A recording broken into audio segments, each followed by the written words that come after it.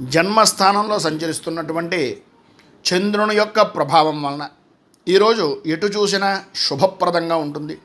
అన్ని విధాల అనుకూలతలు, ధైర్యంతో ప్రతి పనిలోనూ వ్యవహరిస్తారు. పనులయందు కార్యానుకూలత అనేటటువంటిది ఏర్పడుతుంది. విద్యార్థులకు పరీక్షలు బాగా రాస్తారు. అలాగే వృత్తి వ్యాపారపరమైనటువంటి విషయాల నిమిత్తంగా ఆదాయ వృద్ధి అనేటటువంటిది కనిపిస్తోంది. స్నేహితులతో కలిసి మిత్రులతోటి విందు వినోదాది కార్యక్రమాల్లో పాల్గొంటారు. సద్వ్యవహారాలు అనేటటువంటివి అనుకూలిస్తాయి. పెద్దవారిని, రాజకీయ నాయకులను కలుసుకునేటటువంటి అవకాశాలు చాలా ఎక్కువగా కనిపిస్తున్నాయి.